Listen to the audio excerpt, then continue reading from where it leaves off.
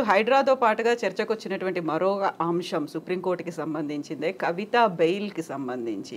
కవిత bail ఎలా వచ్చింది, మీరు కుమ్మక్కయ్యారు కాబట్టి కవిత బెయిల్ మీద బయటకు వచ్చింది అనేటువంటి వాదనలు కూడా వచ్చాయి. మనీష్ సిసోడియాకి బెయిల్ ఎట్లా వచ్చింది? మనీష్ సిసోడియాకి బెయిల్ ఎట్లా వచ్చింది? మనీష్ సిసోడియాకి బెయిల్ ఎవరు ఇచ్చారు? సుప్రీంకోర్టే ఇచ్చింది. కవితకు బెయిల్ ఎవరు ఇచ్చారు? సుప్రీంకోర్టే ఇచ్చింది. మనీష్ సిసోడియాని బీజేపీ అరెస్ట్ చేసిందా? కవితను బీజేపీ అరెస్ట్ చేసిందా? ఒక పార్టీ ఇంకొక పార్టీ వాళ్ళని అరెస్ట్ చేస్తుందా? అవగాహన లేని వాళ్ళు రాజకీయ అవసరాల కోసం నోటికి ఏది వస్తే అది మాట్లాడుతూ ఉంటారు.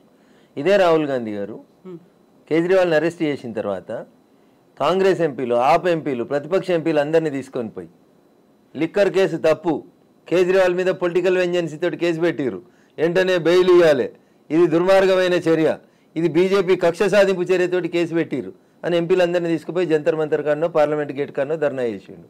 మరి లిక్కర్ కేసు తప్పైతే, కేజ్రీవాల్ అరెస్ట్ తప్పైతే, మనీష్ సిసోడియాకి బెయిల్ ఇచ్చుడు కరెక్ట్ అయితే కవితకు బెయిల్ ఇచ్చుడు ఎట్లా తప్పైంది? అది తెలియదు. అదే కేసు కదా ఇది కూడా. ఆయన అరెస్టే తప్పని వాదిస్తుంది కదా కాంగ్రెస్ పార్టీ. ఆడ ఢిల్లీలో ఏం మాట్లాడుతున్నారు? కేజ్రీవాల్ని అరెస్టే తప్పు, అసలు లిక్కర్ కేసే లేదని మాట్లాడుతుంది కాంగ్రెస్ పార్టీ. హైదరాబాద్లో ఏం మాట్లాడుతున్నారు? బీజేపీ బీఆర్ఎస్ ఒకటైనాయి కాబట్టి కవితకు బెయిల్ వచ్చిందని. మీరు తెల్లారి పేపర్ చూడుర్రి, తెల్లారి పేపర్ చదువుండ్రి. కవితకు బెయిల్ వచ్చిన రోజు మొత్తం వార్త చదువురు దయచేసి ఓపికగా. తెలంగాణ సమాజం కూడా వినాలని అప్పీల్ చేస్తున్నా. రెండు చేతులు జోడించి దండం పెట్టి చెప్తా ఉన్నా. కవిత తరఫున ఆ రోజు వకీలు ఎవరు ఆర్గ్యూ చేసిరని అంటే ముకుల్ రోహిత్కి ఆర్గ్యూ చేసిండని పేపర్లలో అన్నిట్లలో రాసిరు, తెలుగు, హిందీ, ఇంగ్లీష్ అన్నిట్లలో. తెల్లారో మరుసటి రోజు రేవంత్ రెడ్డి గారు మాట్లాడిరని తెల్లారి సుప్రీంకోర్టు మాట్లాడినప్పుడు ఆ రోజు కోర్టులో ఏం కేసు నడుస్తుందంటే ఓటుకు నోటు కేసు నడుస్తుంది. ఓటుకు నోటు కేసులో రేవంత్ రెడ్డి తరఫున వకీలు ఎవరు? కవిత గారు. ద సేమ్ ముకుల్ రోహిత్కే. మళ్ళీ చెప్తున్నా, తెలంగాణ సమాజం ఆలోచించు. కవిత బెయిల్ పిటిషన్ ఆర్గ్యూ చేసిన వకీల్ పేరు ముకుల్ రోహిత్కి. చాలామంది ఆర్గ్యూ చేసిన ముకుల్ రోహిత్కి ఆర్గ్యూ చేసిన రోజు బెయిల్ వచ్చింది. 2 రోజుల తర్వాత ఓటుకు నోటు కేసు లోపల రేవంత్ రెడ్డి గారి తరఫున ఆర్గ్యూ చేసిన వకీలు ఎవరు? ముకుల్ రోహిత్కి. మీరు అంటుండొచ్చు రఘునందన్ నువ్వు వకీలు కదా, ఎవరి తరఫునైనా వాదించవచ్చు అని. ఎందుకంటే రఘునందన్ కూడా వాదించారు కదా. నేను వాదిస్తా అంటున్నాను, నా ప్రొఫెషన్ అని చెప్తా ఉన్నా. తప్పేముంది అందులో? ఫీజు తీసుకొని వాదించడంలో తప్పేముంది? మాకు వకాలత్ సర్టిఫికేట్ ఎందుకు ఇస్తారు? ఇప్పుడు ఒకవేళ ఈ హైడ్రాకి సంబంధించి ఎవరైనా మిమ్మల్ని పెట్టుకున్నారనుకోండి, మా ఆక్రమణలు కూల్ చేస్తున్నారు, వద్దు హైకోర్టులో స్టే తీసుకురండి అని రఘునందన్ గారి దగ్గరకు వస్తే చేయను నేను ఆ కేసు చేయరు. అండ్ కమింగ్ బ్యాక్ టు కవిత కేసుకి సంబంధించి రైట్, మనీష్ సిసోడియా బెయిల్ వచ్చింది, కవితకు బెయిల్ వచ్చింది. రేపో మాపో నెలకు 2 నెలలకు కేజ్రీవాల్ కూడా వస్తుంది. మీ ఢిల్లీ, మీ ఏఐసిసి నాయకత్వం లిక్కర్ కేసే తప్పు, కక్షపూరితంగా పెట్టిరని ఢిల్లీలో ఆర్గ్యూ చేస్తే, ఇక్కడ మేమిద్దరం కలిసినమని ఆర్గ్యూ చేస్తే కాంగ్రెస్ పార్టీ ఎట్లా నమ్ముతారు ప్రజలు? మీకు ఇంకొక మంచి మాట చెప్తే తెలంగాణ సమాజం ముందు ఈ ప్రశ్నను ఉంచాలి మీరు కూడా దయచేసి. కె కేశవరావు రాజ్యసభ సభ్యుడు, ప్రజలు ఓట్లేస్తే గెలవలే, టీఆర్ఎస్ పార్టీ బీఫామ్ ఇస్తే గెలవలే, ఇంకో 4.5 సంవత్సరాలు ఆయనకు పదవి లేదు, 1.5 ఏడాది పదవి ఉంది కేశవరావు అనేటానికి. ఆయన ఢిల్లీకి పోయిండు. ఈ పక్కన రేవంత్ రెడ్డి, ఈ పక్కన మల్లికార్జున ఖర్గే ఇద్దరు నిల్చొని కండువా కప్పిర్రు. తెల్లారి కేశవరావు గారు స్టేట్మెంట్ ఇచ్చారు.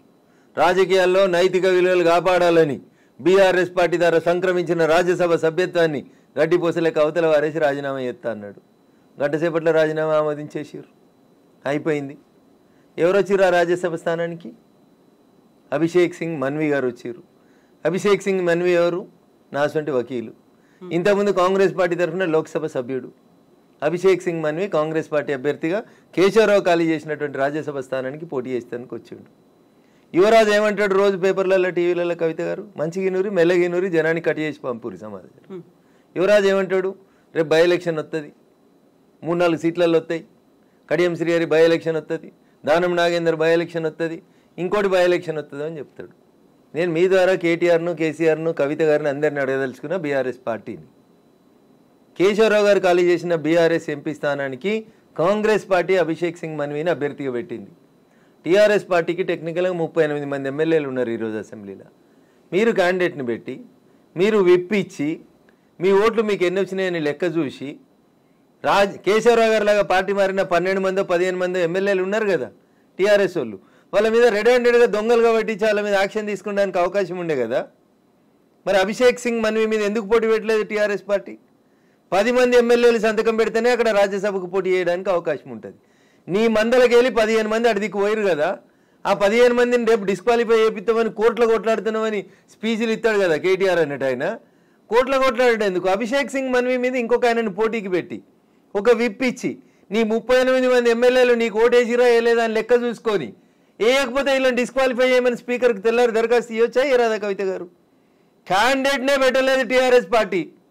ఎందుకని ఏం జరిగింది అనుకుంటున్నారు? కేశవరావు ఖాళీ చేసిన దాంట్లో 2 పొత్తులు అంబట్ల తెడ్డ అంటారు తెలంగాణ ఊర్లలో. అభిషేక్ సింగ్ మన్విని పెట్టుకున్నారు. ముకుల్ రోహిత్గిని రేవంత్ రెడ్డి పైసలు ఇస్తే అభిషేక్ సింగ్ మన్విని కేశవరావు కేసీఆర్ ఇద్దరు కలిసి రాజ్యసభకు పంపించారు. ఇక దానికి బీజేపీ బీఆర్ఎస్ ఒకటి ఆడొకటైంది. హైడ్రాకి సపోర్ట్ చేస్తే రేవంత్ రెడ్డి రఘునందన్ ఒకటి. ఏం మాట్లాడతారు? ఏమన్నా అర్థం ఉందా? ఏమన్నా రఘునందన్ అనేటోడు న్యాయం దిక్కు నిలబడతాడు, ధర్మం దిక్కు నిలబడతాడు, గరీబోన్ దిక్కు నిలబడతాడు. Raghunandan is the voice of voiceless. ఏడ కష్టం వస్తే ఎవరికి కష్టం వస్తే అందుకు మాట్లాడతాడు. ఇండ్లు కోల్పోతున్నాను రమ్మనురి. కోకాపేటలో 25 ఎకరాలు గవర్నమెంట్కి చేత కాకపోతే లేఅవుట్ చేసి నేను కూర్చోబెడతా. ఆడ కట్టుకుందాం పారి ఇండ్లు. గీడెందుక నాకు ఈ మోరీలలో నల్లలలో చెరువులలో ఎందుకే?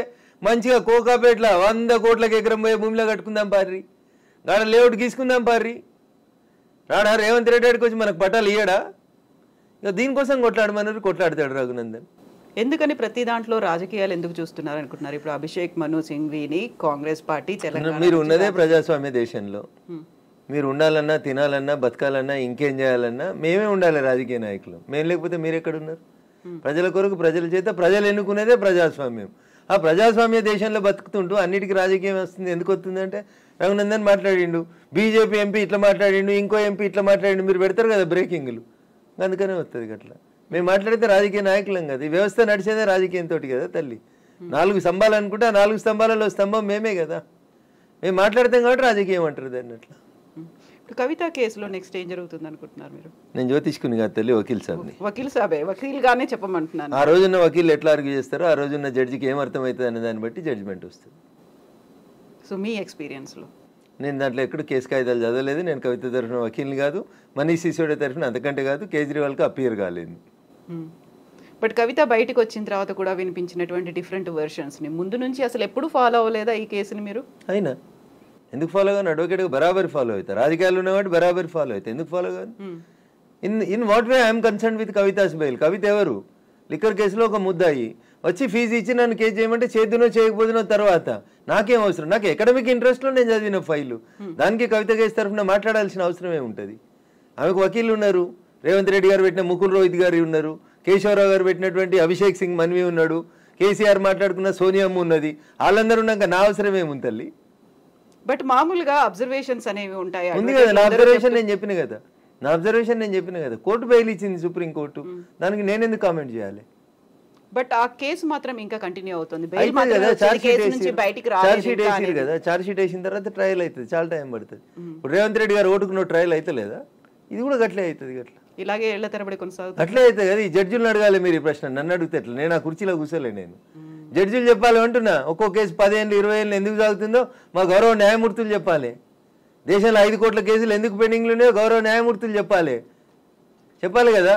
మీకు బాధాకరమైన విషయం చెప్తా కవిత గారు. సిద్దిపేటలో ఒక ఆయనకు కేసు కన్విక్షన్ పడ్డది, పేర్లు చెప్పదు కాబట్టి చెప్తలేను. సిద్దిపేట ప్రాంతంలో ఒక ఆయనకి జిల్లా కోర్టు లైఫ్ కన్విక్షన్ ఇచ్చింది, 50 జీవిత కారాగార శిక్ష ఇచ్చింది. ఆయన నాసంటి వకీల్ని పెట్టుకొని హైకోర్టులో కేసు ఆర్గ్యూ చేసుకున్నాడు. హైకోర్టు కేసును కొట్టేసింది, ఆయన నిర్దోషి అని ప్రకటించేసి జడ్జిమెంట్ ఇచ్చింది. జడ్జిమెంట్ ఇస్తే ఈ జడ్జిమెంట్ కాపీ తీసుకొని కోర్టు వాళ్ళు జైలుకు పోయారు. ఈ జడ్జిమెంట్ కాపీ జైలుకు రీచ్ అయ్యే 3 రోజుల ముందు ఆయన చచ్చిపోయాడు కవిత గారు. ఎలా? ఆరోగ్యం బాగలేదు, చచ్చిపోయాడు.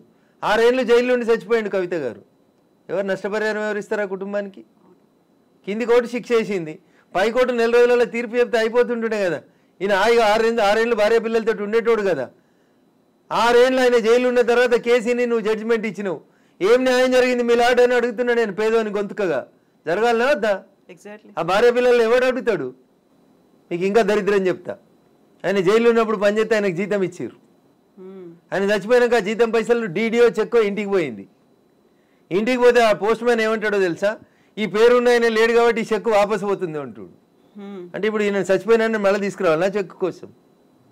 ఇది మన వ్యవస్థలో ఉన్నటువంటి లోపాలు. ఇవి వీటిని సరిదిద్దాలని ఆసంటి వాళ్ళు గొంతెత్తుతున్నాం కదా. Justice delayed is justice denied అనే మాట మనం ఎప్పటి నుంచో. ఈ కేసులో ఇది ప్రత్యక్షంగా 4 రోజుల క్రితం అన్ని పేపర్లలో రిపోర్ట్ అయింది. ఒక్కరు కూడా మాట్లాడారు దీంట్లో. ఒక పేపర్ మాట్లాడేది, ఒక టీవీ ఛానల్ మాట్లాడేది, ఒక వ్యక్తి దోషి అని చెప్పి యావజ్జీవిత కారాగార శిక్ష చేసినటువంటి వ్యక్తి 6 సంవత్సరాలు జైలు ఉన్న తర్వాత ఆయన నిర్దోషి అని హైకోర్టు కేసు కొట్టేసింది. దురదృష్టం 3 రోజుల ముందు చచ్చిపోయింది ఆయన. ఆ భార్య బిడ్డలకు ఎవరు సమాధానం చెప్తారో చెప్పుర్రి. తప్పెవరిది అంటారు ఇందులో? చెప్పుర్రి, మీరే చెప్పుర్రి. నేను మీ అంతా చదువుకోలేదు కదా, చెప్పుర్రి ఎవరి తప్పు. మీరే అన్నారు కదా జస్టిస్ డిలైడ్ ఈజ్ డినైడ్ అని. 6 ఏళ్ల బదులు ఈ కేసుని 6 నెలల్లో ఒకవేళ అప్పీల్ కోర్టు వినుండి ఉంటే, ఆయన నిర్దోషాన్ని అదే రోజు ప్రకటించి ఉంటే భార్య పిల్లలతో 5.5 ఏళ్ళు కలిసి ఉండేటోడు కదా. ఇట్లాంటి వాళ్ళు ఎన్ని లక్షల మంది ఉన్నారనుకుంటున్నారు దేశంలో? 5 కోట్ల కేసులు పెండింగ్లో పెట్టింది కదా కోర్టులో. దేశంలో ఉన్నటువంటి అన్ని న్యాయస్థానాలలో 5 కోట్ల కేసులు పెండింగ్ ఉన్నాయి. నేను 2 చేతులు జోడించి మా గౌరవ న్యాయమూర్తులందరికీ కూడా మిలాడ్ అని చెప్తాం, ఓ కనబడే దేవుడా అని చెప్తాం. అయ్యా కనబడే దేవుళ్ళారా ఇట్లాంటివి డిస్పోజ్ చేయండి అంటున్నా, మాట్లాడుండ్రి అంటున్నా. మాట్లాడక మౌనమునులాగా ఉంటే మౌనంగా మౌనంగా ఉన్నటువంటి ఒక మేధావి యొక్క మౌనం ఈ దేశానికి దరిద్రం చేస్తుంది. అరే మీరు పెద్ద పెద్ద చదువుకున్న వాళ్ళు మిలాడ్ అంటున్నాం మేము మిమ్మల్ని. మిలాడ్ ఓ కనబడే దేవుడా అంటున్నాం. ఆ కనబడని దేవుడు న్యాయం చేస్తాడో ఏడగారు ఈ కనబడే దేవుడిని న్యాయం చేయమని అడుగుతున్నాం కదా. చెరువులు కుంటలు కబ్జా చేసిన వాళ్ళని ఉరి తీయాలని చెప్పారు కదా జడ్జిలు. స్టే ఎట్లా ఇస్తారు? స్టేటస్కో ఎట్లా ఇస్తారు? ఇప్పుడు 5 కోట్ల కేసులు అంటే ఒక రాష్ట్ర జనాభా కంటే చాలా ఎక్కువ.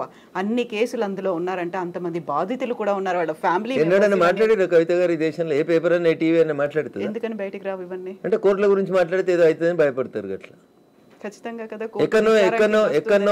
ఎక్కడో ఒక్క అడుగుతోటి మొదలు పెట్టాలి. అది నేను మొదలు పెట్టాలనుకున్నా మొదలు పెడతా ఉన్నా. మాట్లాడాలి కదా ఎవరో ఒకరు. ఈ గొంతే కదా అందాక వినబడాల్సింది కోర్టుల దాకా. అందుకనే మాట్లాడుతా ఉన్నా. చట్టం తెలిసిన ఒక వ్యక్తిగా మాట్లాడుతా ఉన్నా.